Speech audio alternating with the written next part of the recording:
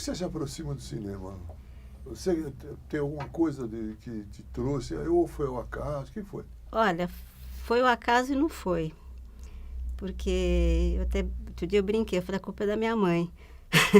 Porque quando eu era criança, minha mãe disse que quando eu aprendi a ler, eu li tudo que tinha escrito na casa. Qualquer coisa que eu achasse, eu parava para ler. E ela colecionava umas revistas sobre cinema, que era só cinema americano, na verdade, né? E eu li todas aquelas revistas. Então, assim, eu não tinha idade para ir ver os filmes no cinema, mas eu sabia o nome dos atores, eu via a foto, reconhecia, eu já estava inteirada. Sem ter visto os filmes? Sem ter visto os filmes. E aí depois passou um tempo, tal, cresci, fui no cinema umas vezes, tal. Quando a gente comprou a primeira TV em casa, eu lembro que eu só assistia filme. Foi uma coisa meio automática, assim, eu só assistia filme. E eu lembro de assistir filmes que as pessoas da minha idade, assim, elas falam que eu sou louca, porque eu via filme à tarde na televisão, que eram filmes espanhóis, italianos, legendados.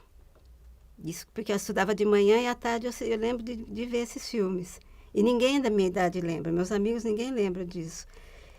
Mas aí passou, eu não tinha a menor noção de como que um filme era realizado, era uma coisa tão distante que nunca me foi um viés, assim. Em São Paulo, isso? Isso primeiro no interior, depois a gente mudou para São Paulo. E aí na adolescência eu ganhei uma maquininha fotográfica, eu comecei a fotografar. E fotografava, assim, mais ou menos, tal, coisa que eu achava bacana. Hoje em dia nem paro para olhar de novo, mas enfim, que eu achava legal, tá? E a fotografia foi, na verdade, ocupando esse espaço para mim. Quando eu tive que prestar vestibular, eu entrei em pane porque eu não sabia para que eu ia prestar vestibular. Aí fiquei, tal. E é uma coisa assim que eu sou super a favor de programas vocacionais, Certo. entendeu? E aí eu fiz, o colégio que eu estudava teve um período que eles fizeram um trabalho com a gente, vocacional. E aí o resultado que deu para mim era coisa de comunicações. E aí eu falei, pensei na fotografia, comunicações e bati na ECA, né? E a ECA tinha uma coisa bacana, não sei se ainda é assim o curso, a gente entrava no curso de Comunicações e Artes e você tinha matérias de jornalismo, de biblioteconomia, de não sei o quê, tinha um monte de coisa. E tinha de cinema também, uma iniciação. Para a gente escolher, então a gente fazia acho que um semestre ou 2, não sei, que era de curso básico, e depois você escolhia. E foi aí que das disciplinas, das áreas todas que tinha lá, foi a que mais eu me aproximei. Mas assim, com muito desconhecimento, né? E tal, aí fui ainda com essa coisa da fotografia na cabeça, fiz alguma coisa de assistência de câmera, fotografei, fiz foto de filme de animação, umas coisinhas assim. Até que eu tive contato com a montagem. Na ECA mesmo? Na ECA. E aí abriu para mim, falei, não, é isso, porque foi a hora que eu entendi que era ali que a gente ia trabalhar a estrutura do filme. E eu percebi que eu tinha uma coisa, eu assistia os filmes e eu ficava comentando, ou com relação ao ritmo, ao tempo, eu tinha sempre uma coisa, muito metida a besta, entendeu? Eu sempre estava fazendo algum tipo de comentário com relação aos filmes, mas sem pensar que seria uma coisa que eu... E tudo isso é montagem, né? É. E foi a coisa que me atraiu. A hora que isso me atraiu, eu não larguei mais. E aí fui deixando a fotografia, porque não daria também para fazer as duas coisas a sério, né? Então, Quem dava aula de montagem, né, para você na ECA? era a Dora Mourão. Ah, Era na época da Dora Mourão que dava aula. Mas tinha uma coisa muito legal na ECA também, que assim, as salas de montagem ficavam abertas. E tinha uma coisa que os alunos, eles faziam os curtas lá e largavam todas as sobras literalmente jogadas na sala. E quando eu comecei a tela de montagem, primeiro eu achei que eu não ia conseguir mexer com a moviola, que era muita coisa ao mesmo tempo. Eu não dirijo, porque eu acho que eu não vou coordenar os pés e as mãos ao mesmo tempo, então eu fico achando que ia ter um problema. por que os pés? Não eram as pernas? Não, eu digo que a minha questão de coordenação. Eu olhei e falei, é muita coisa para lidar ao mesmo tempo, né?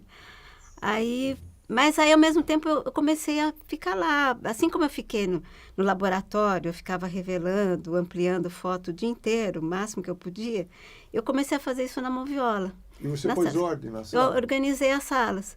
Então, organizei, juntei as sobras, tudo, arrumei as prateleiras. E, ao mesmo tempo, era um exercício de eu ficar lidando com a mão viola. E aí, até que um dia, um amigo, um colega de classe, o Joel Yamage, exatamente, ele tinha feito um curta, né, dentro dos projetos da escola, e ele mesmo ia montar. E daí, a gente era muito amigo, eu estava lá na sala com ele, não sei o quê. E, de repente, eu percebi uma coisa dentro do plano, que estava pulando um corte para o outro, não sei o quê, e ele não entendia por quê, porque era uma coisa que tinha ficado a câmera no mesmo lugar, que não podia pular, não sei o quê. E eu descobri o que era, porque era uma coisa que era a câmera com o reflexo dela, né? A imagem era o reflexo da câmera. Só que se trocou o chassi da câmera por um menor no meio da história. Então tinha aquele pulo. Eu falei, pera, é o chassi, não sei o quê. Ele falou, você não quer montar o filme para mim? Eu falei, O tamanho do chassi é diferente. A câmera estava tudo certinho, nada tinha saído do lugar, mas o chassi que tinha mudado, né? Aí eu falei, vamos, tal. Daí eu comecei a adorar aquilo, assim, a entrar de cabeça mesmo, né? E para mim definiu mesmo. Dali, eu acho que Quando você saiu da ECA, você já sabia que era montagem. Já sabia que era montagem. E como é que você entra no mundo do cinema? Aí assim, foi... Isso que ano foi, mais ou menos? Isso era, deixa eu ver, começo da década de 80, fim da década de 70. Tinha todo um cinema da Vila Madalena atuando, né? Eu acho, não tinha? Tinha. Naquele momento, ainda acho que é um pouco antes, porque, na verdade, o primeiro trabalho que eu fiz profissionalmente, eu estava na escola ainda. E foi o Chico Botelho que me indicou. Que era um filme que não tinha dinheiro para pagar assistente. E eles estavam procurando alguém que tivesse interesse. Eu falei, eu quero aprender e tal, né? Então, eu fui fazer assistência de montagem. E daí depois, daí você vai, a pessoa te chama para um outro trabalho e tal. Tá. E você começou como assistente de montagem? Eu quis, na verdade, na ECA, eu tinha montado vários curtas já. Eu tive até dificuldade uma época, porque eu queria aprender um pouco do processo de finalização. Não que eu quisesse fazer finalização, mas para entender. Você montando, você precisa saber como é que você vai. E a gente filmava crédito do filme na parede da escola, né? Então, falei, eu preciso aprender um pouco disso. E aí eu fui bater nas produtoras, fiz cópia do meu currículo, não sei o que e tal, e mandei. E eu levei muito não, porque o cara falava, eu não posso te chamar para fazer estágio aqui, porque você já montou vários curtas, não pode. Eu falei, mas eu quero aprender, mas eu quero não... Então, assim, muitas vezes aconteceu isso. Então, eu já tinha montado vários curtas. Mas o fato de eu senti necessidade, eu quis fazer assistência, porque para exatamente aprender uma metodologia. Porque a gente ficava lá, os curtas, fazia, mas eu percebia que eu fazia muito zigue-zague, onde eu tinha que fazer a linha reta. E só a experiência junto de um montador profissional, com essa experiência, principalmente em longa, projetos maiores, que iriam me dar esse aprendizado. E né? Você encontrou esse montador ou essa pessoa que você, ou mais, não sei quantas pessoas que você pudesse seguir e tal? Olha, e te balizaram? E teve uma coisa assim, por conta de um trabalho que eu fiz com um montador, que chama Jair Correia, que acho que nem trabalha mais com cinema e tal, ele chegou uma vez que teve um trabalho que ele montou e que o Denoir dirigiu, que foi o filme que o Egídio Esso ia fazer quando ele faleceu, e o Denoir assumiu a direção. E aí a gente... O Denoir é uma pessoa adorável, né? Impossível não ficar amigo dele, e super generoso, tal. Então, assim, e ele tinha um carinho, assim, pelas pessoas mais jovens, ele dava força para todo mundo, tal. Então, ele ficou, assim, muito atento a mim, né? A Maracy também, naquele momento a gente se conheceu, foi uma relação bacana. E aí, depois, o Denoir me chamou para montar um curta dele, né? Só que antes, nesse meio tempo, eu tinha feito um trabalho. Como é que chegou a história do Mauro Alice? Teve algum trabalho nesse meio tempo que me chamaram, não sei se foi a produtora que me chamou, e o Mauro Alice era o montador, né? Ainda lá na Boca. né? Sim. Era na Boca, é. E ainda estava, na verdade, o cinema aqui da Vila Madalena estava começando a esboçar ainda, né? E aí eu conheci o Mauro Alice, que aí trouxe uma metodologia mesmo, uma coisa criteriosa de trabalho e tal. E depois ele me chamou para fazer assistência para ele no Beijo da Mulher-Aranha. Aham. Então aí você vai... É por isso que eu sempre falo para as pessoas, assim, não tem ansiedade, porque é tentar fazer o melhor possível um trabalho. Porque você vai criando um fio a partir disso, né? O aprendizado é fundamental, né? Eu acho. Não dá para achar que eu vou sair, que eu vou estudar o menu do programa e que eu vou sair montando. Não dá. E fora assim, também a atenção, quer dizer, de repente você está lá fazendo assistência de montagem, mas a atenção ao filme que está sendo feito, não estritamente ao seu trabalho, né? Então você vai também aprendendo esse trabalho de... Claro. E você participar, por exemplo, das discussões ou das apresentações que ele fazia para os diretores? Olha, isso às vezes não, mas muitas vezes sim também. Porque é uma maneira de aprender também, né? Isso, é. Mas assim, tinha situações assim... Eu lembro que o Beijo da Mulher-Aranha eu não fiquei até o final do filme, mas assim, até onde eu fiquei, o Hector nem chegava muito. Ele estava filmando ainda e uma hora já estava começando a montar. E era o produtor americano que ficava lá com ele naquele sistemão americano mesmo de trabalho. O produtor ficava Ficava na moviola. E dava palpite? Oh! Horror! É. E o Mauro educadíssimo. Educadíssimo. Nossa, ele era assim, inclusive assim, essa tranquilidade no lidar, né, com as pessoas. Eu sei que depois ele ficava nervoso, tal, né, mas ele mantinha essa tranquilidade na argumentação, na discussão. Isso é uma coisa que eu aprendi muito com ele. E aí depois, e foi a situação exatamente, foi quando eu te conheci, que foi na Fatum, com o Humberto. Que foi quando eu fui procurar fazer esse estágio de finalização. O único finalizador que me aceitou e não pôs nenhuma objeção com relação ao currículo, não sei o quê, foi o Claudinho, que trabalhava lá. E o Humberto era o montador da casa. E assim, era interessante, porque ali era uma produtora de filmes caros e poucos filmes. Então eu fiquei lá assim, esperando aparecer um filme mais de um mês, assim. E aí eu não aguentava muito aquele universo ali todo e compras, o relógio, não sei o quê, o perfume, não sei o quê. E aí eu levava um livro e ficava lendo lá no canto, escondida, né? Até um dia que chegou o material e o Humberto chegou na sala e chamou todo mundo para ir assistir com ele. E eu fiquei quieta no canto. Falei, pô, no trabalho aqui eu vou ficar quieta, né? Daí ele me viu no canto e me chamou. Falou, nem vem você também e tal.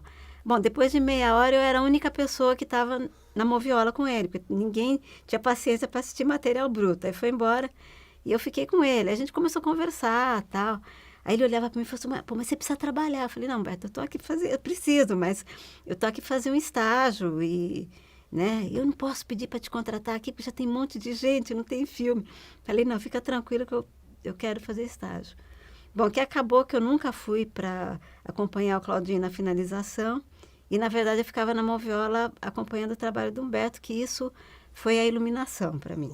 Ele é um grande montador. Né? Não. Eu digo que eu sou montadora, mas assim, ele, o Silvio Reynaud, são gênios. Eles são excepcionais. Assim, é uma coisa, um processo de criação. E o Humberto, eu entendi depois por que eu fiquei tão ligada no trabalho dele, porque a formação dele é de cinema. Sim. Então, ele montava comercial como se ele estivesse montando um filme de longa-metragem. Sofrendo, esmurrando, jogando coladeira na parede. Mas era demais. Eu ficava arrepiada vendo o cara montar comercial. Eu fiquei impressionada com aquilo.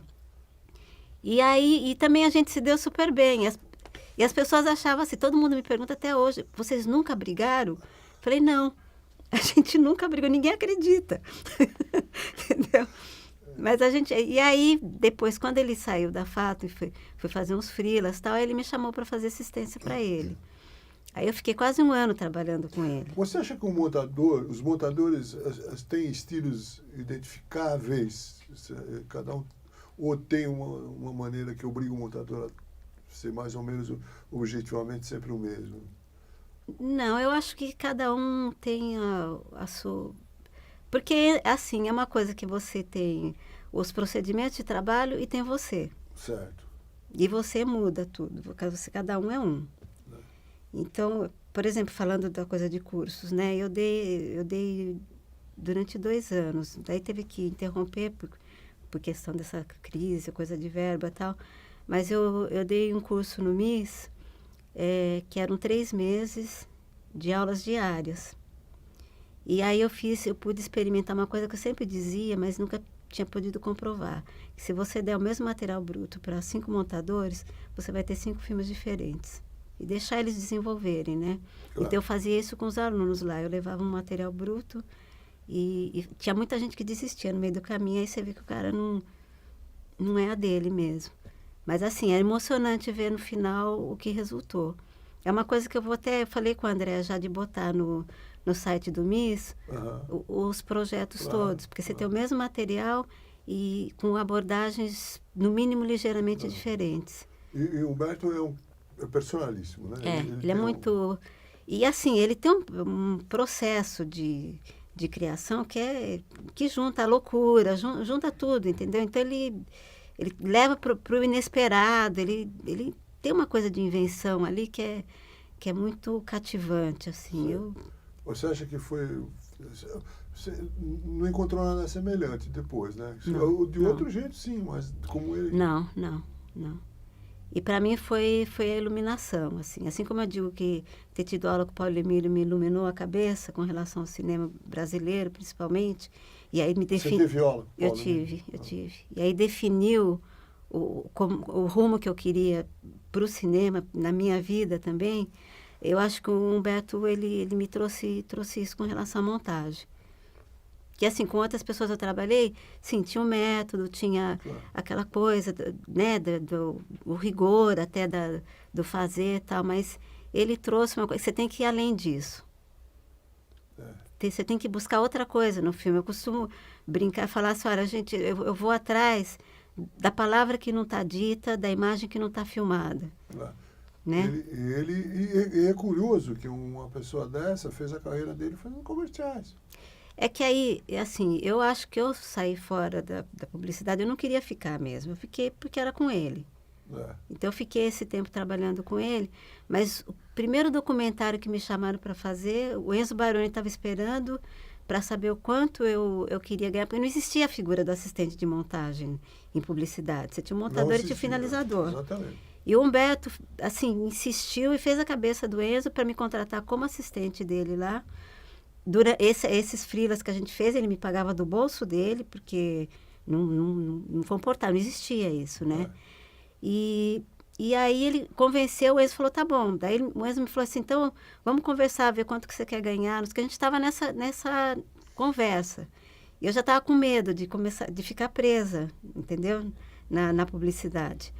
E aí pintou um convite para eu fazer o filme da Raquel Gerber, que era assistência de montagem também.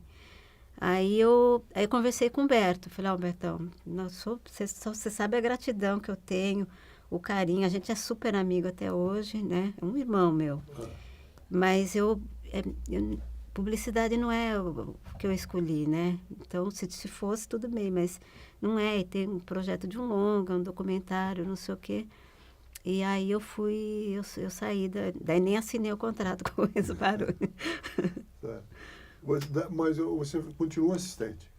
Eu continuo assistente, eu montava uns curtas e continuei fazendo assistência. O curta é um ótimo campo ao mesmo tempo de experiência. Eu acho. É fundamental, né? Eu não me atrevi a montar um longa sem ter montado muitos curtas. Porque eu acho que assim, é importante você ter esse exercício. E depois, na hora que você vai montar um longa, você sabe que montar um longa não é montar vários curtas, é outra história. Mas você vem com mais bagagem para isso, né? Claro. E te dá um adestramento, você está sempre em contato. Com certeza. E as pessoas até me cobravam, falavam, pô, eu já tinha prêmio de montagem curta, como você está fazendo assistência? Eu falei, mas qual é o problema? Claro. Né? Claro. Então, acho que A hora certa vai chegar. Eu acho que a hora de eu montar um longa também chegou na hora certa, eu Então, estava e qual preparada. foi a hora certa? Qual foi o longa que você... Então, primeiro foi assim, pleno governo Collor, era o único longa que tinha sido rodado naquele ano, que era Sua Excelência o Candidato, do Ricardo Pinto e Silva, e a Idela Creta que estava montando. Eles me chamaram para fazer assistência.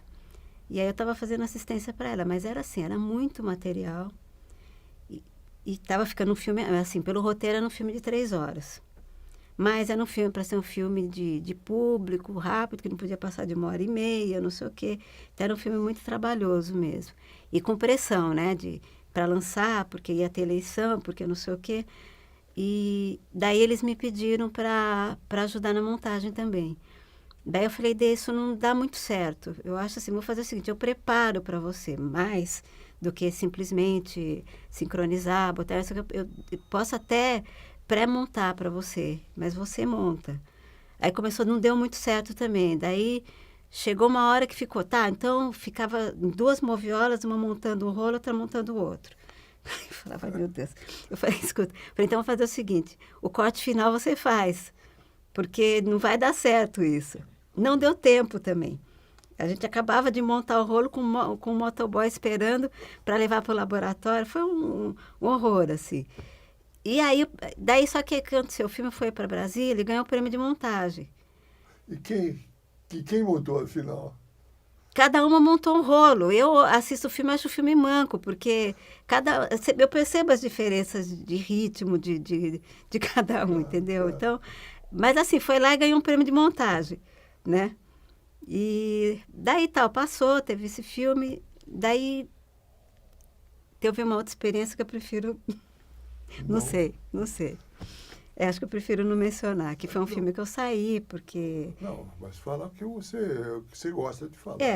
Que é coisa que eu falo assim, com relação a trabalho, a minha atitude é assim, eu não trato ninguém mal, mas eu acho assim, que se é mimo, o cara tem que resolver com a mãe dele que deixou ele desse jeito. E se é neurastenia, existem psiquiatras, psicólogos para tratar. E era uma questão assim... Eu estou vendo que você começa a sua carreira de uma maneira muito firme, né?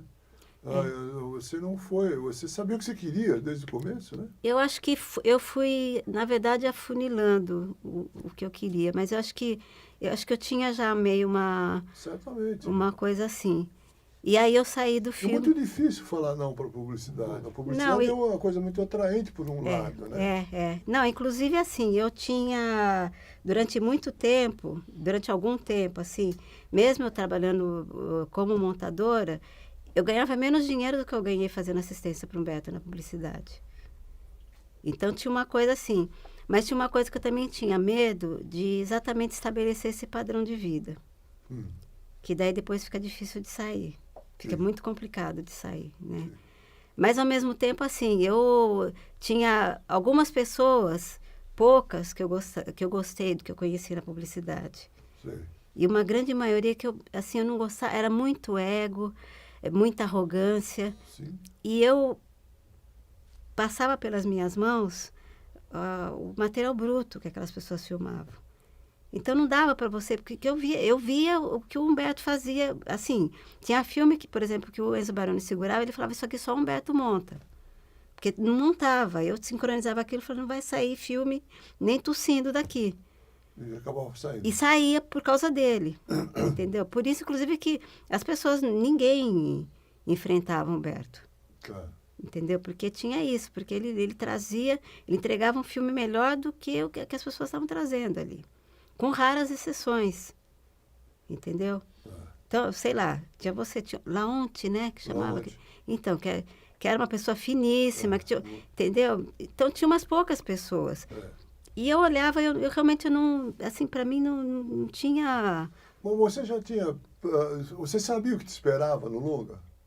Isso é porque é muito importante. Eu, por exemplo, quando estava fazendo comerciais, que eu sempre pensei em um dia fazer outra coisa, Eu já sabia o que me esperava, porque eu era amigo do Roberto, do Denoir, exatamente o que me esperava nesse negócio. Né?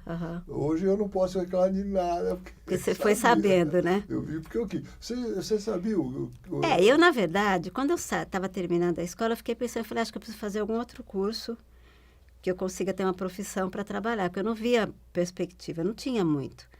Que tinha uma produção pequena, né? Fora da Boca, a Boca não me interessava. Você nunca trabalhou na Boca? Não, filme assim, de produção, né? Nunca fui. Eu lembro que tinha uns amigos até que foram, eles se divertiam, não sei o quê, mas eu olhava aqueles filmes e eu vi na aula do Paulo Emílio, a gente assistia todos aqueles filmes e discutia em aula. E assim, eu digo que alguns são melhores do que algumas coisas que estão passando agora, com muita produção, com não sei o quê, entendeu? Mas, assim, realmente eu não quis ir para lá também, né? Mas eu pensava, vou ter que fazer alguma coisa para sobreviver, né? Mas, assim, ao mesmo... Então, eu sabia dessa dificuldade que seria, que não ia ser fácil. Mas, assim, eu cada vez mais, eu acho que foi uma sorte eu ter feito uma escolha. Eu poder já ter esse entendimento de mais ou menos que rumo que eu queria. Quer dizer, isso foi claro, isso foi tudo se construindo no tempo, né? Mas eu já tinha meio claro, assim. Você acha que um motivo da sua escolha foi que na época a gente tinha uma clivagem ideológica muito forte, muito vincada, né? A publicidade era considerada uma coisa e o cinema era considerado outra coisa, né? E quem não quisesse nenhuma relação com o status quo tinha que fazer longa, etc. Você sentiu isso e poderia ser um motivo? É que eu acho assim, na verdade, essa separação que tinha era... Bom, primeiro que... Eu lembro muito na publicidade de ouvir umas pessoas falarem assim... Lembro de um diretor, nem lembro o nome. Que ele falou assim...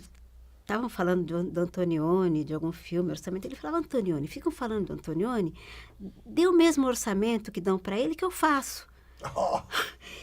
E aí eu tive que ficar quieta ainda, porque eu estava lá estagiando ainda, né? Foi lá na Fato que eu vi isso. Falei, gente, o cara tem um orçamento proporcional ao que o Antonioni tem, e para sair 30 segundos é um inferno aqui, entendeu? Então, tinha esse tipo de coisa. Então, assim... Tirando, por exemplo, eu te conheci fazendo assistência no teu filme. Né? É isso mesmo. Então, assim, você tinha já essa coisa com o cinema, você tem uma outra formação.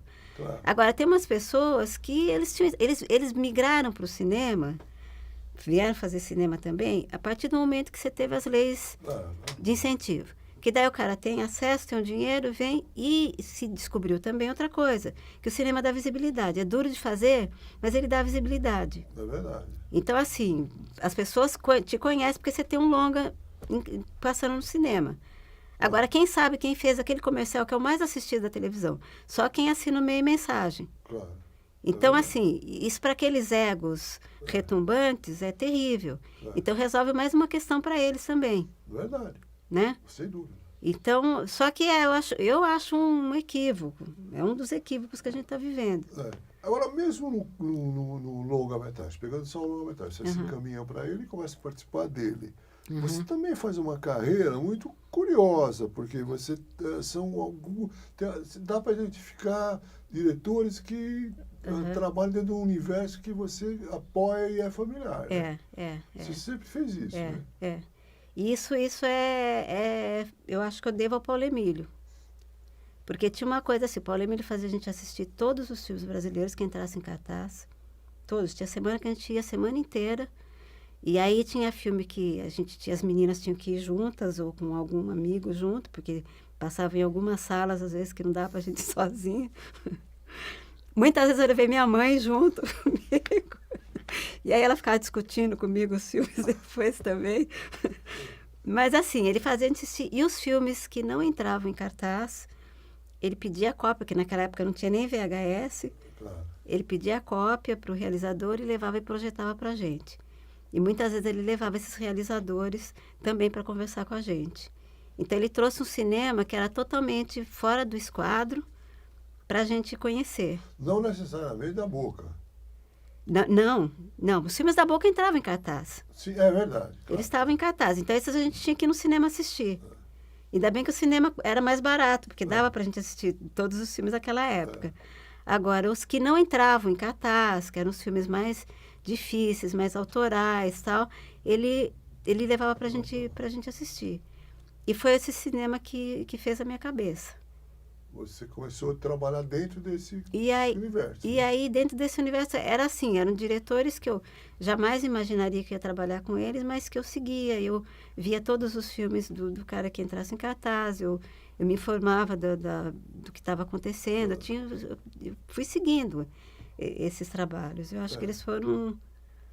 Eu vou te fazer uma pergunta. Eu fico cada vez mais nervoso, às vezes até indignado, com o negócio de falar de cinema marginal. Eu odeio essa palavra.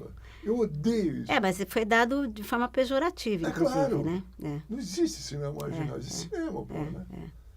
Não, e se a gente pensar aqui no Brasil, um cinema mais sério... Mas se você pensar, você trabalhou com cinema marginal. Sim, foi esse o cinema Quer dizer, que me atraiu. Agora, eu acho que isso não é honesto classificar assim. Né? Não, mas foi num instante que eles surgiram e que era foi um grupo de pessoas jovens, muito jovens, e que eles surgiram, assim, os filmes deles todos tiveram uma proeminência. E incomodou um status quo. E foi esse status quo que, vamos chamar de marginal, que daí você já começa denegrindo o trabalho do cara. Só que, de repente, hoje, retrospectivamente, ele adquire uma certa nobreza, até porque é marginal, né? É curioso, a história é curiosa. Não, mas isso que eu falo, o tempo, ele se encarregou de trazer o respeito para esse cinema e colocar no lugar.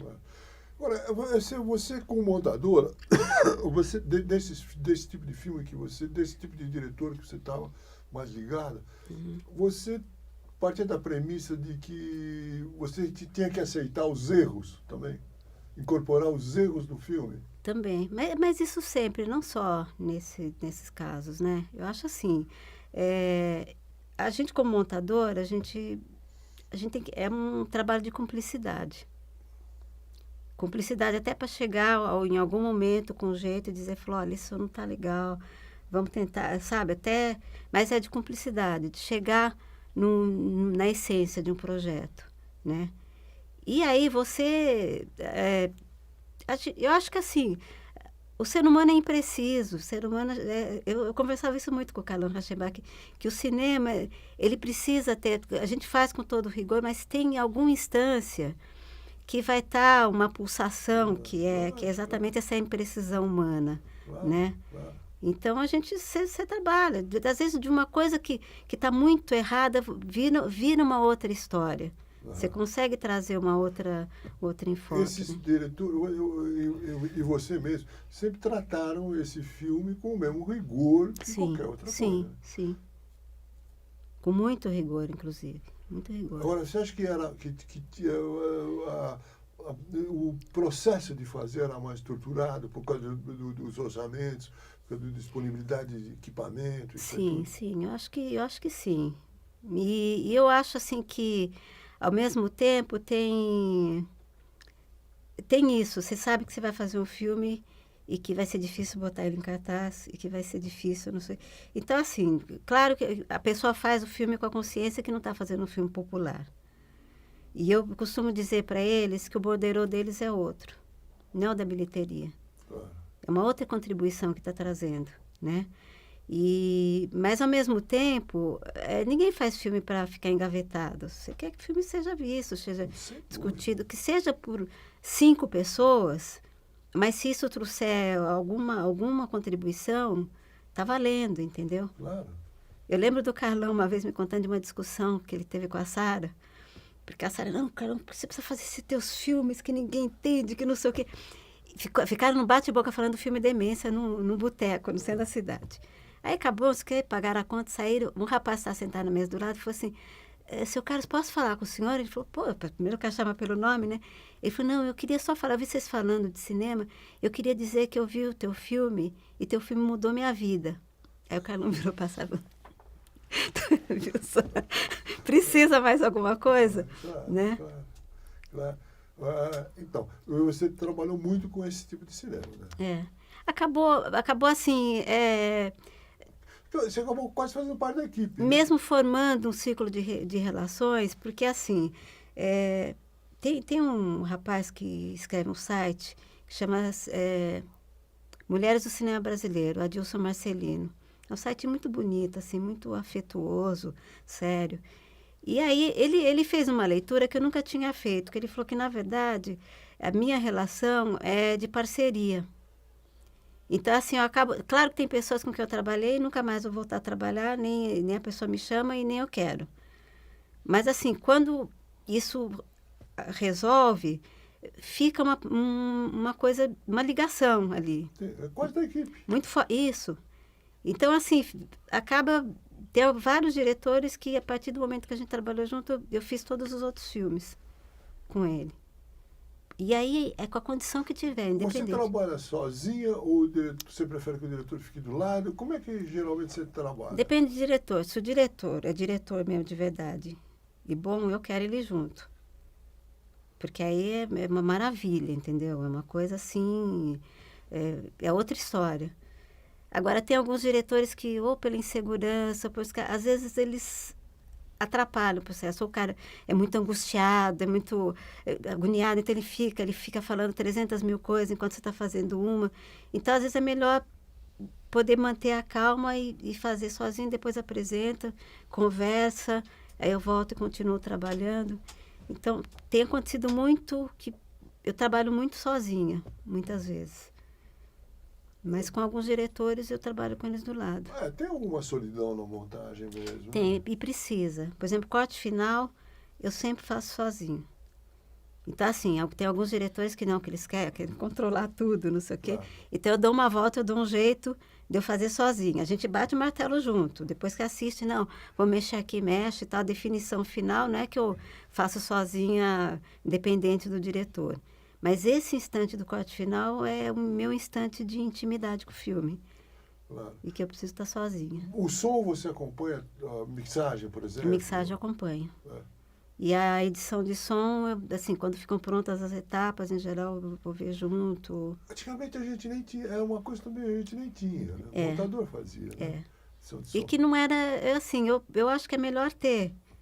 Porque a gente, às vezes um filme te exige tanto que você está tão exaurido nesse momento de entrar na edição de som e que é difícil ainda pegar mais essa empreitada, entendeu? E fora que tem a coisa da preparação.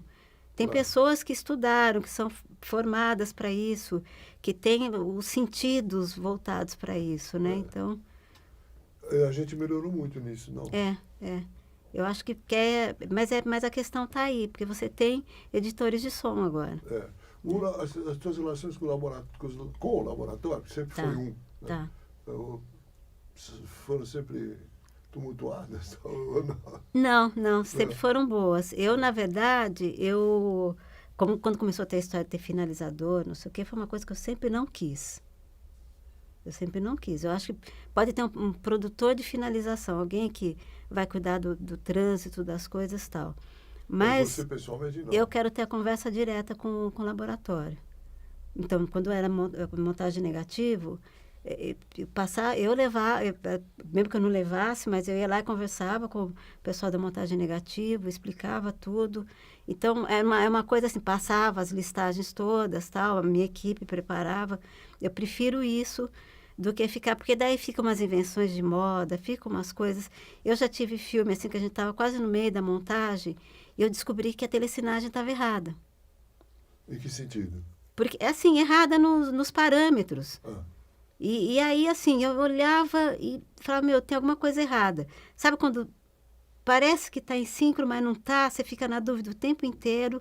Batia a claquete, estava em síncro, mas parecia que ficava meio fora de síncro no meio. Movimento com batimento que a gente não via nas cópias de trabalho. Falei, antes de acusar o laboratório, eu vou testar, que pode ser problema da minha máquina, pode ser meu assistente que carregou errado. E aí eu fiz vários testes e quando eu digitalizei numa das formas erradas, a imagem ficou certa. Eu falei, isso é telecine.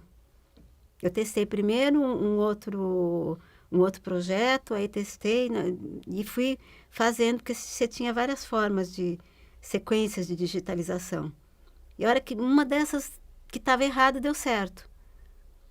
Aí eu falei, bom, era um filme do Karl Rauschenbach, é o Garotas do ABC. Aí eu liguei para a Sara, falei, olha, Sara, a gente está com esse problema. Eu falei, Carlão, isso com prazo, tinha que mandar primeiro corte para a França, para não sei o quê. Eu falei, tá com problema, que a gente vai ter que retelecinar o filme inteiro. Aí eu falei, vou lá no laboratório. Falei, olha, só que eu quero que vocês carreguem no Avid de vocês aí para conferir, porque eu não vou ficar, é um negócio que é de custo, né? Aí, bom, a pessoa responsável por isso, que eu também não vou mencionar o nome, sumiu da área nessa hora, né? Aí eu cheguei lá, fiquei esperando, eu falei para a menina lá, falei, escuta, o que eu faço? Ela falou, retelecina. Eu falei, só que eu vou apagar a prova, que eu vou retelecinar em cima das mesmas fitas. Aí ia lá, falei, faz uma, eu voltava para a ilha, testava, estava dando problema. Fui mais uma vez, deu problema. Falei, eu não vou colocar o negativo a terceira vez no Telecine. Aí liguei para a Sara. Aí a Sara passou a mão no telefone. Bom, imagina que... Na semana seguinte, a gente estava no melhor Telecine, que era usado pela publicidade, e eles fecharam aquele Telecine para o filme. Daí retelecinamos, aí deu certo. Eu falei, então, para que finalizador? Que tinha uma finalizadora que estava levando para lá e para cá o material, entendeu? A montagem é um momento em que todos os detalhes aparecem, né? Tudo aquilo que você achou que ninguém ia ver, na montagem a gente vê. É terrível.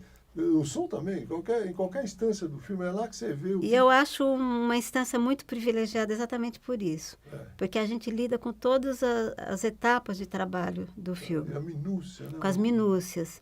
E é um aprendizado, é muito lindo você ver como é que você pode trabalhar a interpretação de um ator, nuances. Então, um detalhezinho, é um gestinho que você tira, você muda a interpretação do cara. Você trabalha com tudo, com a fotografia, com a direção de arte, com todas com a continuidade, né? É verdade. Você trabalhou com branco e preto? Chegou a trabalhar com branco e preto? Teve filmes que eu montei, sim, com branco e preto. Muda? Porque... Não, porque assim, quando a escolha do branco e preto é uma escolha estética e tal, então já está a escolha. Eu acho que tecnicamente, para montagem não muda nada, não. Porque é importante. Tem um momento da sua carreira que você passa a ser produtora também. Você abriu uma produtora também, com o Tonati. Não é que assim, eu abri uma produtora. Foi para a produção dos filmes dele. A produtora, vou ter que falar.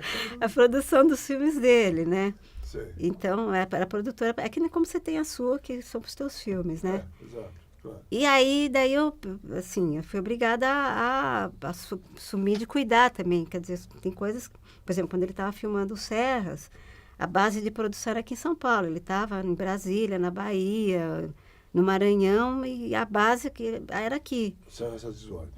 Então, eu tinha que ficar cuidando. E foi um período, assim, foi exatamente quando eu estava montando Garotas do ABC, dando esse monte de problema, e ele filmando Serras lá. Então, eu ficava das 7 da manhã à meia-noite no ar, assim, entendeu? Cuidando das coisas, assim. Mas só nessas situações, assim, né? Porque Serras é um documentário, certo? Não é documentário. O que é? Não é um filme de ficção tratado com uma estética documental. Pode ser. Em que as pessoas, os personagens são as próprias pessoas que vivem os papéis. Então, justamente. Daí ele se confunde um pouco. Confunde, né? Tem um outro tipo, você usou outro tipo de atitude para montar esse. Que problemas que ele te trouxe? Bom, esse filme me tirou o chão. Primeiro que eu tinha que lidar com índios, que eu não tinha... Tudo bem, você sabe, você lê, não sei o quê, mas, assim, com o jeito de ser, com o essencial do índio, eu não tinha o menor contato. Você viu na imagem, né? Você foi para lá? Não fui. Mas eu fui para Brasília e o primeiro índio que eu conheci de perto foi o Carapiru filmando em Brasília. Sim. Então, assim, aí o tempo é outro. Eu tive que me perder do tempo do cinema. Totalmente, entendeu? Foi um negócio assim... E nisso o André me ajudou muito, porque ele ele teve essa convivência muito grande com os índios. Então, eu fazia as coisas e falava, não, não é esse o tempo. Só que ele também, o trabalho dele, o jeito dele trabalhar, eu digo que é a profissão da dúvida. Entendeu? Ele não alivia nada, entendeu? Então, assim, eu tive que, assim, a sequência inicial foi uma coisa assim que eu achei que eu não ia conseguir. Só que, ao mesmo tempo, te faz mergulhar tão fundo no material, né? Você tem que se superar, você tem que romper com tudo que você tem de segurança, que não tem muleta para isso. Isso te faz ir um pouco além no que você faria. É isso que é instigante para você. Isso que é instigante. Que te faz trabalhar. Exatamente, é me fazer andar um pouco mais, assim. É o que eu aprendo nesse processo todo que me instiga. É muito importante o material ter um efeito mais duradouro sobre a tua personalidade, sobre a tua vida. É difícil você fazer um filme que não te diz nada interiormente, né? Não é? Entristece. Se tiver que fazer assim. Quer dizer, até assim, profissionalmente, até vou fazer o melhor possível, tal, mas, assim, alguma chave eu vou ter que achar ali. Eu já tive situações de estar, assim, já quase fazendo o corte final de filme e não bate, não diz nada. Sabe, você olha, tá tudo certo, mas não bate. Aí me desespera. Isso é a coisa mais desesperadora para mim. Aí eu vou perder sono, e alguma chave eu vou ter que achar para trazer à tona alguma coisa desse filme. Isso já te aconteceu em filmes que você supunha que você tinha uma identificação realmente imediata, que depois você percebeu que não estava dando? Acho que sim. Eu não assim, de algum tempo já do meu trabalho, isso não acontece mais. Sim. Porque acho que, de repente, é esse círculo de relações que se forma. Então, isso acaba não acontecendo mais. Mas, assim, se isso acontecer, eu vou buscar alguma chave nesse filme. Alguma porta ele tem que ter que tenha isso. E aí, isso vai ser uma conversa com a direção também. Sim. Então, por exemplo, tem casos de filmes como outro, por exemplo, documentário. Às vezes, a formação da pessoa é mais jornalismo do que cinema. Então, a abordagem que ela vai trazendo é totalmente jornalística. E eu vou ficar puxando para coisa exatamente para você buscar esse subterrâneo dessa história que vai trazer o cinema, que vai botar na tela. Né? Você faz uma diferença clara entre o documentário não é jornalismo. Não, você quer dizer não, isso, né? Acho que não. Ele tem que trazer jogar a luz em cima do assunto, trazer alguma reflexão além, entendeu? Fazer uma coisa mais... E tem esse tratamento da dramaturgia, que no cinema você tem que ter, de alguma forma. Né? Mas, por outro lado, é muito difícil verbalizar, é muito difícil de você explicar. Isso aqui, você está fazendo, não é documentário. Mas vendo. Muito... Aí você vai puxando. Quer dizer, claro que eu digo sempre tratando com delicadeza, porque o seu esforço que é a pessoa fazer um filme. Claro. Então, eu vou sempre tratar com respeito isso. Mas faz parte do meu trabalho, a obrigação do meu trabalho é eu ter essa sinceridade também. Porque uma experiência que eu vivi, que foi com Roberto Santos até, que era um dos últimos filmes que ele fez, e eu estava na Moviola da Beca, montando não lembro o quê. Moviola de onde? Na Beca, lembra da Beca, aquela produtora que tinha aqui em Pinheiros? Joaquim Antunes. Beca, né? Isso, E aí chegou o Roberto com uma assistente de montagem para mostrar. Ele estava montando numa outra moviola, em outro lugar, mas pediu para fazer exibição lá. E veio com vários amigos, não sei o quê, tal. Pessoal de cinema, tal, para mostrar. Eu assisti, e aí eu só expliquei como é que fazia as coisas lá, e eu ia sair. Ele falou, não, fica aqui, vem, assiste com a gente e tal. Eu assisti um rolo e eu saí de fininho, assim. Porque, assim, com pouca experiência que eu tinha, eu percebi que estava muito complicado, estava problemático aquilo ali. E as pessoas, Roberto, tá lindo, gente com lencinho, olha, eu tô chorando de emoção. Eu saí tão indignada, falei, eu nunca vou fazer, me prometendo, eu nunca vou fazer isso para ninguém. Porque era hora de ajudar o cara, entendeu? sabe? Você ter a coragem de falar. Eu sei que tem gente que não aceita, que briga, você pode arrumar um inimigo, mas com jeito, no processo de montagem, Eu acho. dá para você ir falando e chegando na... Eu só não acho que... eu não consigo falar a verdade depois de pronto, no cinema. Daí não adianta chegar para a pessoa e falar, olha, você errou, pô, tem o que fazer. Você me pergunta antes, não, tem que falar. Você sabe qual é a grande inimigo? O meu grande inimigo? Pré-estreia. Isso é uma desgraça. É uma desgraça. É uma desgraça. Eu tenho a chance, porque eu sou pequena, eu sumo. Eu sumo, entendeu? No meio da multidão. Uma pré-estreia de um filme meu, por exemplo, é uma desgraça, porque você não sabe. Não é nada. Eu diria até para você que, num certo sentido, até a crítica é um pouco... claro que eu confio em alguns críticos. Eu conheço você sabe que sei a cabeça deles. Mas é um pouco difícil você saber, né? Porque ficou muito um desejo de que o filme seja bom, às vezes não é. Que dê certo, né? Eu acho assim, quando é... Mas aí tem que ser muita amizade, muita confiança. Mesmo depois de pronto o filme, você pode falar, porque o cara, para o próximo, ele fica atento. Mas, via de regra, eu aprendi que uma vez, assim, eu quase apanhei no Miss, e nem falei mal do filme da menina, só fiquei, assim, dando volta aí, para não falar mal. Eu falei, tá, então, não é que nem tal filme. Mas eu gosto de tal filme. Eu falei, tudo bem, você gosta, mas não sei o quê. Daí ela vira e fala assim, quer dizer que você gosta dos filmes da Débora Waldman, que é uma, não sei se você conhece. Ela fez alguns curtas, essa menina é de um talento. Como é o nome dela? Débora Waldman. Faz tempo que ela não faz nada, ela fez uns 2, 3 curtas só.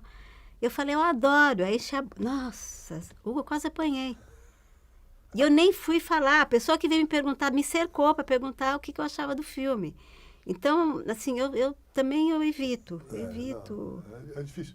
Vou lá dar um abraço na pessoa e pronto. Eu acho mais legal essas pré-estreias que tem mesa, essas coisas que tem para o público aberto, que tem uma conversa. Acho mais legal do que essa coisa de... Cristina, eu vejo que você dá um enorme valor à amizade. Dou. Né? Dou. A amizade é quase tão importante, ou talvez até mais do que o filme, né? Num certo sentido, né? Eu acho que sim. Eu acho que sim. Se a pessoa é minha amiga, eu vou comprar a briga com ela do filme. E o cinema tem isso, né? Você tem as equipes... ali é uma fonte de amizade muito séria, né? É muito séria. Tem pessoas que ficaram imprescindíveis na minha vida a partir desse processo da gente fazer filme junto, sabe? E a montagem é muito próxima, né? É uma coisa muito... Tem essa intimidade mesmo, né? Onde se salva, pseudo, né, entre parênteses, se tenta salvar um filme, você é quase uma milagreira ali. Não, e aí você tem uma coisa que a gente também conversa muito, então você cria um universo de relação ali, que claro que você tem que também saber os limites disso, porque tem gente que precisa de um ombro para se apoiar, e você não pode virar o ombro da pessoa, você tem que saber o limite disso, mas você constrói uma relação de amizade tão grande assim que aí ela vai embora, entendeu? Ela é muito... E você fazer um filme com pessoas que se tornam suas amigas, você enquanto diretor, eu acho isso que é uma coisa, porque assim, eu sempre falo assim, eu não hierarquizo nada no cinema. Eu não vejo com hierarquia. Então, assim, eu acho que eu me coloco com tanta responsabilidade quanto o diretor. Eu não deixo para ele resolver as coisas e me dizer eu fazer. Se está com problema o filme, eu também estou com problema, entendeu? Agora, a posição de direção no filme, ela é muito árdua. Ela é a mais solitária de todas. Primeiro que para você... iniciar um projeto, para alguma coisa entrar na sua cabeça e virar filme, você está virando uma antena do mundo, entendeu? Você está captando dores, né? Sofrimentos, alegrias, sentimentos que são do mundo, não são só suas. Claro. E você tem que transformar isso em filme para você não estourar. Eu falo que direção é um jeito de estar no mundo. Não é uma coisa para ter vaidade, não é uma responsabilidade. Claro. Então, assim, você precisa de ter esse corpo afetuoso à sua volta. O tempo inteiro, até depois, quando o filme já está andando, entendeu? Claro. Então, é a mesma coisa assim, de você sentir que você não está sozinho. Pois é. Isso aí, isso que você está falando, eu espero que não seja, eu espero realmente que não seja um momento histórico que continha isso. Eu também. E que, de repente, em outro, porque o momento histórico se vai indo, a coisa não é mais a mesma. Eu não gostaria que isso acontecesse, mas às vezes eu sinto indícios de que não é mais assim. Eu fico sempre comentando com as pessoas, e assim, se instaurou no Brasil uma coisa, de que nós vamos ter indústria de cinema. Eu dou risada. Eu acho que já tem, a televisão. É a televisão. E o cinema só vai ser indústria que o dia que o mundo virar de pernas para o ar e a América do Sul virar a América do Norte. Que aí eles têm dinheiro, eles têm infraestrutura, eles têm tecnologia e eles têm público. Claro. Nós não temos público. Eu fiquei assustada. Eu fui uma vez para Los Angeles fazer o treinamento para o equipamento lá que a gente ia usar para montagem, né? A ilha que a gente comprou lá. Quem? A gente quem? O André, para a Extrema. O que vocês compraram? O Lightworks. Tá. Você foi para lá. E aí eu fui para lá fazer o treinamento. E o hotel que eu ficava bem em frente das salas do Chinese Theatre lá. Eu falei, eu vou ter que ver alguma projeção aqui e tal, não sei o quê. Hugo, eles estavam relançando a trilogia da Guerra das Estrelas. Eu saía todo dia do hotel para ir para o meu curso e tinha fila, dando volta no quarteirão para as pessoas comprarem para assistirem uma reprise.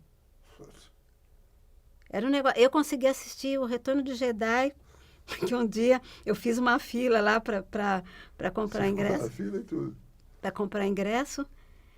E foi o único que eu consegui assistir, porque não dava. Você tem que comprar com antecedência, um negócio, assim, inacreditável, né? E aí você vê uma troca também. Eu tenho críticas enormes. Eu acho que o cinema americano, com relação ao resto do mundo, é um trator. O cinema, para eles, é o primeiro exército. Primeiro eles mandam os filmes, depois, se precisar, e na maior parte dos lugares eles mandam as bombas. Então, na maior parte dos lugares não precisa, porque o cinema faz o serviço direitinho.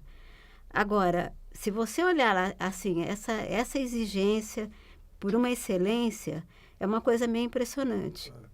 Então, eu entrei na projeção, fiquei procurando uma sujeirinha na tela, parecia que eu tinha um cristal na minha frente. O som, eu nunca mais na vida eu vivi uma projeção com aquele som, de você se sentir dentro do filme. Isso era para público lá deles comum. Público normal. Isso quando foi isso? 97. Eu nunca mais vi uma projeção como aquela, com aquele nível de qualidade. E o público, lotado o cinema, as pessoas aplaudiam quando entrou a vinheta do THX. E eu fiquei, assim, com lágrimas nos olhos, porque eu assisti o trailer do Poderoso Chefão, que tinham remasterizado também, debaixo de aplauso. Passou também o trailer? Passou o trailer. Aplaudido o trailer o tempo inteiro. Então, assim, é outra história. Então, a gente vai ficar... Então, o que o Brasil está fazendo? Está pegando as mazelas. Tudo que é o pior da indústria, que é o pior. Que é essa coisa de você não ter nem relação, meu trabalho, meu salário é X, minha hora é essa, meu não sei o quê.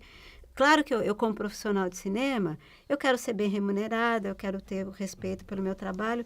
Mas se eu não abraçar o filme que eu estou fazendo... Não existe isso aqui. Tem um lado amador que não tem conversa. Não tem conversa. Tem um lado amador em qualquer profissão. Qualquer profissão. Qualquer profissão. Eu às vezes sinto que a gente está perdendo um pouco esse lado. Então fica um mecanismo, uma coisa. E fora que a gente chegou no cinema de mimetismo também.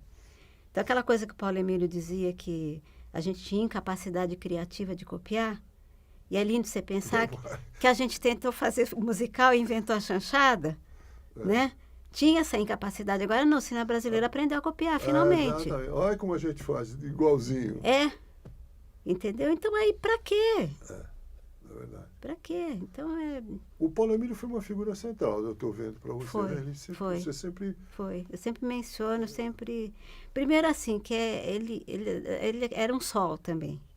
Era aquelas pessoas iluminadoras, assim. Era o único professor que fazia a gente estar às 8 horas da manhã dentro da sala de aula. Ninguém atrasava, ninguém faltava. Era uma coisa, assim, impressionante. E ele trazia esse olhar, assim, ao mesmo tempo que ele instigava a gente a pensar, a raciocinar sobre o que a gente estava vendo, mas ele sempre tinha um olhar generoso sobre o cinema brasileiro. E mais, ele colocou na cabeça da gente uma coisa. Não adianta você ficar... Que é isso que está acontecendo agora. Ficar olhando para Los Angeles, pegar o American Cinematography, ficar rosqueando lâmpada, como diz o Zé Luiz Santos. E a realidade da gente aqui. Eu tenho que olhar para a realidade que eu vivo, para o país que eu vivo, para a língua, para tudo que é da gente aqui. Claro, claro. Senão você vai falar de uma coisa que você não conhece, entendeu? É muito... E vão falar pior. Claro, Óbvio. claro. Óbvio. Né? Então, acho que... O que você pretende fazer? Vocês estão com algum projeto? Tá com algum... como montadora, você está com alguma coisa? Eu estou montando o filme do Edgar Navarro. É. Você tá, A baixa gravidade. Você segue no mesmo na mesma trilha, senda, né? Quando você encontrar com ele, fala que eu mando um grande... Eu não vejo ele há muitos anos. Há muitos anos. Vocês não iam estar em Ouro Preto juntos? Ah, não pude. Você não pôde? Não pude. Ah, ele estava falando, não sei o que ia te encontrar. Pois é, não pude. Então, eu tô... Por causa dessa história desse meu último fracasso, né?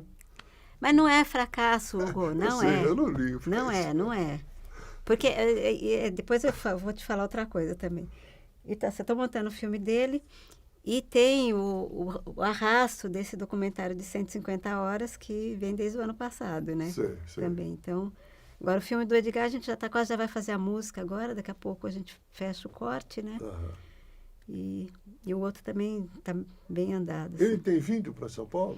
Ele veio, ele ficou 1 mês e meio comigo aqui. Pô, eu vou ligar para você. Ah, então. E ele vai voltar, acho que em agosto. Aí a gente marca de se encontrar. Vamos, eu quero encontrar com ele. É uma figuraça. É uma figuraça, grande. E é um cinema também que eu acho que é isso. Tem uma integridade. Eu acho que isso é essencial. A integridade e a honestidade do que você está colocando na tela. É verdade. Né? E de produção, vocês pretendem? Então, agora, no momento, o André conseguiu recuperar um material que ele tinha filmado no final da década de 70, que ele fez com o primeiro vídeo de portátil que foi lançado, de 0,5 polegada.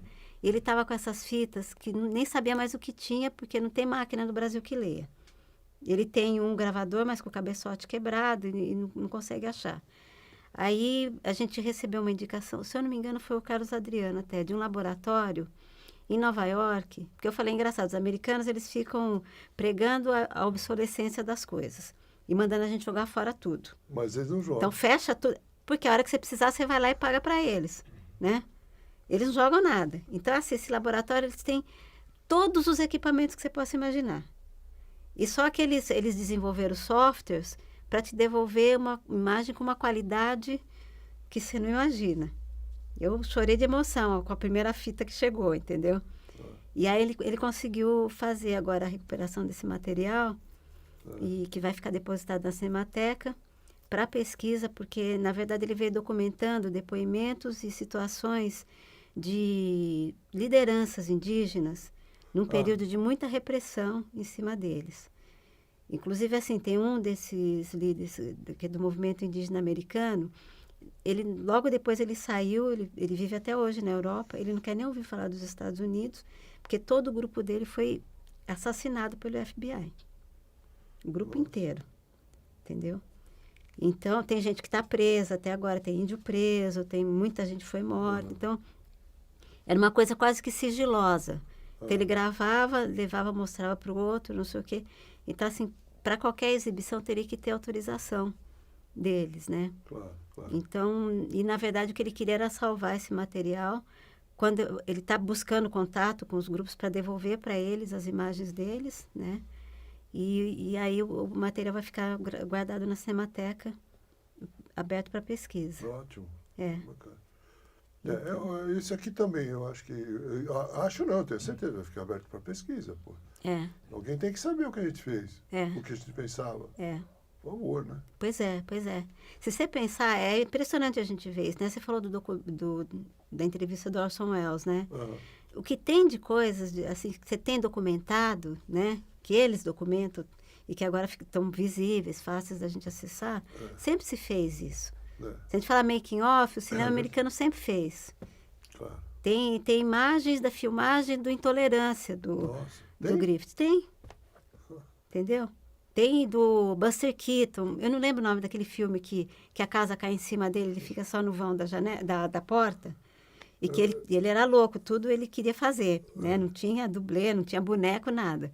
E a equipe inteira chorando de medo, porque se ele ficasse 1 milímetro fora do lugar, ele ia ser estaqueado no chão ali, entendeu? Porque cai a parede inteira de uma casa de madeira em cima. E tem making off disso. Eles sempre fizeram. Sempre tem essa noção que é a importância do cinema. É verdade. Se bem que o nosso making, já que a gente está falando isso aqui é um bate-papo mesmo, o making que a gente faz é absolutamente ridículo, na minha opinião. É ridículo. Porque as pessoas continuam sem saber o que faz o eletricista, o assistente, que eu nunca vi um cara do making, também é culpa nossa, não é do coitado, geralmente é um rapaz até talentoso, ninguém instrui ele, eu me coloco já em penitenciário. Ninguém chega pro cara e fala, olha, chega no câmera, vê o que ele faz. Não, tem as vedetes usuais dos filmes, os atores, e fica nisso, esse meio que não... maquiagem, que ele tinha que estar ali do lado. Mas isso eu reputo com uma fala mesmo nossa mesmo. A gente não tem essa... Porque o making off é um filme. É um filme também. A gente... Eu não sei se você viu como é que chama? O Peso dos Sonhos, que é um making off sobre o Fitzcarraldo, do Les Blanc, que é aquele documentarista americano. É um filme lindo. Eu faço cópia para você. Me faz. É lindo, entendeu? Mas é um filme. Daí você entra no clima da realização daquele filme. É uma coisa, assim, impressionante de bonito. Cristina, muito bem. Olha, foi um grande prazer falar com você. Também. Puxa, foi ótimo, maravilhoso. Espero que esse site continue sendo tão rico quanto o teu depoimento. E essa coisa eu acho que é tão bacana, essa coisa de poder manter, de colocar e deixar lá para as pessoas verem. Claro. Você vai ter... coisa que nem eu falo, assim, é que nem você... pegar, um exercício que às vezes eu faço, pegar todos os filmes de um realizador e assistir na sequência. No final você enxerga uma pessoa. Sim, não é doido. Não é? É verdade. Então, assim, é bem legal porque você vai enxergar o que é esse cinema, sabe? Tem um pouco... Tem um patamar comum. Isso tem. Eu vejo, estou fazendo, não tem um patamar comum. Então, acho que... Mas tem também uma alegria, um vigor, todo mundo, que é importante, né? Espero que isso continue. Porque eu acho, assim, as pessoas... Você falou da coisa do erro, tem uma coisa que é essencial, as pessoas poderem errar. Claro. Poderem ir fazendo as coisas. Eu vejo os meninos fazendo o primeiro curta e o cara já quer, não sei o quê. Tem uma coisa assim que eu estou, inclusive, começando a recusar a fazer, porque as pessoas sempre elas querem te mostrar, mas é diferente daquele cara que é teu amigo e fala, não, ele quer que você dê uma chave para ele, que você dê uma opinião. Então fica uma coisa ascendente que eu não gosto. E eu falei, você tem que fazer a sua viagem, você tem que a sua descoberta no filme. Claro. Você não pode perder isso. Claro. Mas ele quer o resultado, antes do processo. Quando o processo é a coisa mais legal. Eu estou vendo também pouca reflexão sobre o caminho a seguir. Às vezes você tem que escolher caminhos, que eu escolho um caminho que eu acho que é o melhor. Não significa nem que é bom. É a minha escolha, Eu claro. Refleti sobre isso, pensei sobre isso, vou fazer assim. Claro. Não adianta falar no jornal que não Claro. Porque senão vira aquela coisa, vamos construir um software que dirija filme. Exatamente. Daí vai fazer tudo certinho, não sei o quê.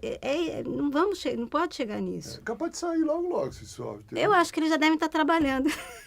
Eu acho que eles já devem estar desenvolvendo. Não estão pensando em fazer filme sem ator, não sei o quê, já não está desenvolvendo os robôs, essas coisas. Por que não? Os atores só como molde, né? Então, mas nada disso me assusta, viu, Hugo? Porque, assim, o tempo, uma coisa que o Carlão me falava, o tempo é mais sábio. Então, assim, o tempo põe as coisas no lugar. O que sobra depois? É verdade. O que sobra? Então, é a coisa que a gente estava falando dessa geração que foi chamada de cinema marginal, que o Jairo Ferreira chama de cinema de invenção, que eu acho mais apropriado, eles foram massacrados o tempo inteiro.